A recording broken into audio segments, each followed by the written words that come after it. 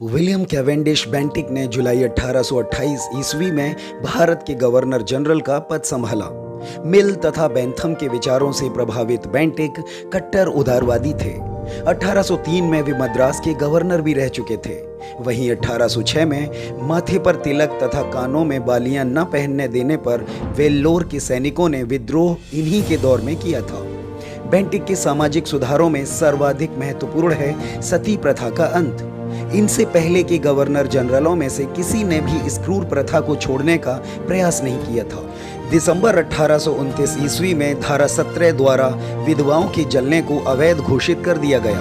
हालांकि शुरुआती दौर में यह कानून महज बंगाल प्रेसिडेंसी में ही लागू किया गया था, पर 1830 तक इसे बंबई तथा मद्रास प्रेसिडेंसियों में भी लागू कर दिया गया। इस कानून के कुछ दुष्परिणाम भी थे। चिता से उठा ली गई महिलाओं और युवतियों को उनका परिवार पहले ही छोड़ चुका होता था।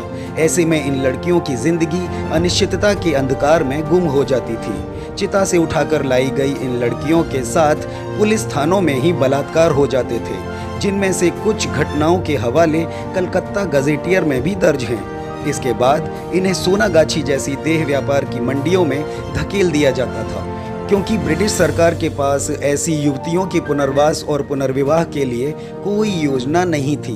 वहीं इनकी दुर्दशा को देखते हुए ईश्वर चंद्र विद्यासागर ने विधवा पुनर्विवाह और उनकी शिक्षा तथा रोजगार के लिए ब्रिटिश सरकार के समक्ष आवाज उठाई थी। वहीं बेंटिक ने चोर, डाकुओं, हत्यारों, ठगों और पिंडारियों के दमन के लिए भरसक प्रयास किए। ठगी के कार्य में लिप्त ये लोग अवध, हैदराबाद, राजपुताना तथा बुंदेलखंड तक सक्रिय थे। बेंटिक ने कर्नल स्लीमैन और नज़दीकी रियासतों की मदद से 1830 तक पिंडारियों को पूरी तरह से खत्म कर दिया।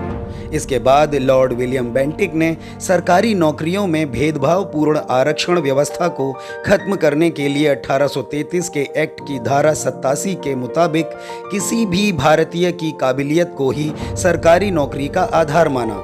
उन्होंने कुल, जाति और रंग के आधार पर मिलने वाली नियुक्तियों को समाप्त कर दिया, क्योंकि उस समय न्याय व्यवस्था, कर व्यवस्था और सैन्य व्यवस्थाओं की नौकरियों में सिर्फ उच्च वर्ग के लोगों को ही आरक्षण प्राप्त था, वह भी 100%, जो कि शताब्दियों से बदस्तूर चला आ रहा था। इसके बाद बेंटिक ने समाचार पत्रों के प्रति उदार दृष्टिकोण अपनाते हुए उनकी स्वतंत्रता की वकालत की। बेंटिक पश्चिमी शिक्षा पद्धति के समर्थक थे। उन्होंने 1835 ईस्वी में कलकत्ता मेडिकल कॉलेज की नींव रखी थी, जहां हर धर्म, हर जाति के व्यक्ति को शिक्षा प्राप्त करने का अधिकार दिया गया था। साथ ही बेंटिक ने कलकत्ता के 400 मील की परिधि में नियुक्त होने वाले कर्मचारियों का भत्ता आधा कर दिया। तो पश्चिमोत्तर प्रांत अर्थात उत्तर प्रदेश में रॉबर्ट मार्टिन बर्ड के निरीक्षण में भू कर व्यवस्था में सुधार किया गया, जिससे ज्यादा कर प्राप्त होने लगा। साथ ही अफीम का निर्यात सिर्फ बंबई बंदरगाह से ही सुनिश्चित किया गया। स्थानीय न्यायालयों में फारसी की जगह स्थानीय भाषाओं को वरीयता दी गई। वहीं उच्च स्तर के न्यायालयों में अंग्रेजी का प्रयोग अनिवार्य किया गया। बेंटिक ने भारतीय रियासतों के प्रति तटस्थ बने रहने की नीति का पालन किया था। हालांकि कुछ में हस्तक्षेप तो कुर्ग और कछाड़ में हस्तक्षेप की नीति को भी अपनाया था।